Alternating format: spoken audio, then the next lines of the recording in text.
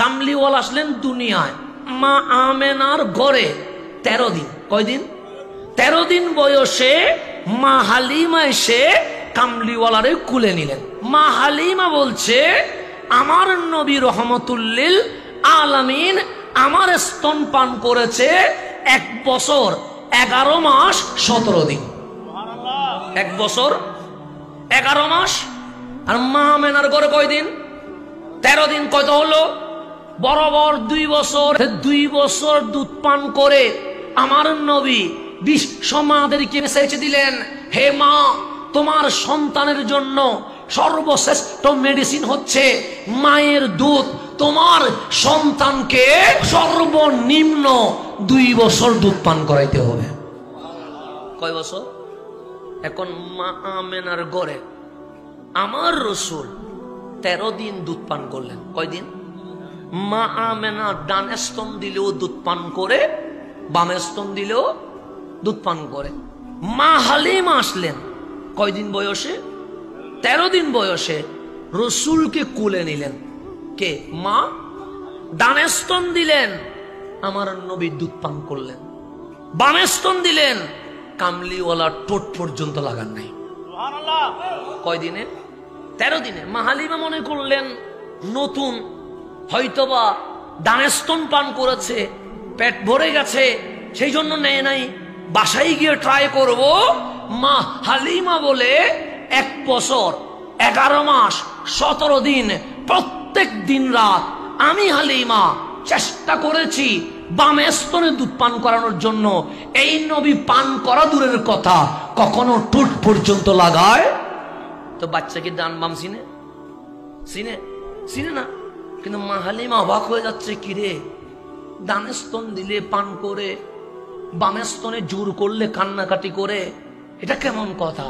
তো মা হালিমার মনের ভিতরে একটা প্রশ্ন জাগতেছে, ছেলেটা বাম স্তন কেন পান করে নাই? বাম স্তনের কি দোষ?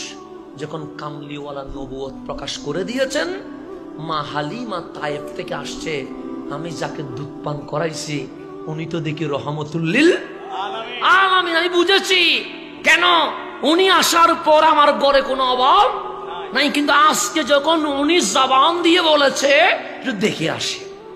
মা হালিমা তায়েফ থেকে আসতেছেন কার দরবারে? আমার রসুল দূর থেকে দেখতেছেন আম্মা জান হালিমা আসতেছেন।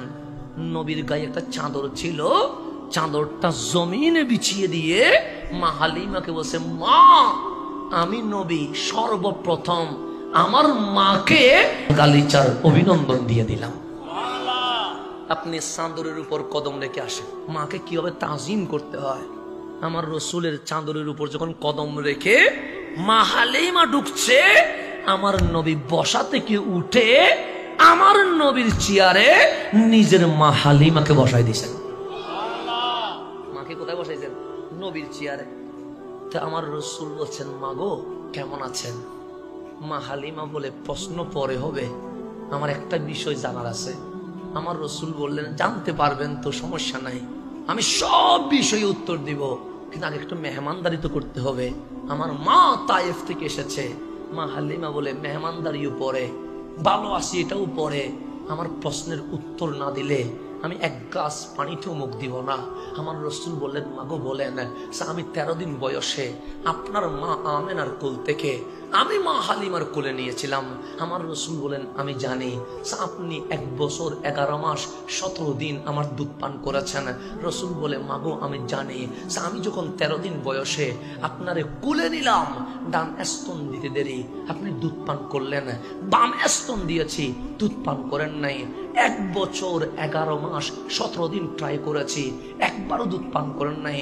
কারণ কি?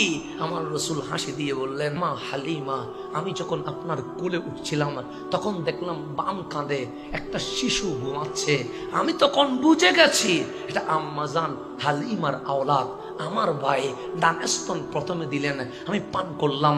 বাম স্তন যখন, তখন আমার মনে হলো এটা তো আমার ভাই, আমার যেরকম অধিকার আমার ভাইয়েরও সেরকম অধিকার।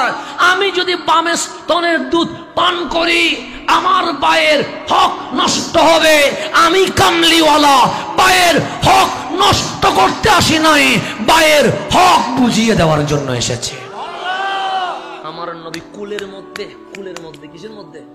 কুলের মধ্যে বাইয়ের 50-50, মানে আমি অর্ধেক বাই, এখানে 1 ইঞ্চি ভেতরে ঢোকার কোনো সুযোগ।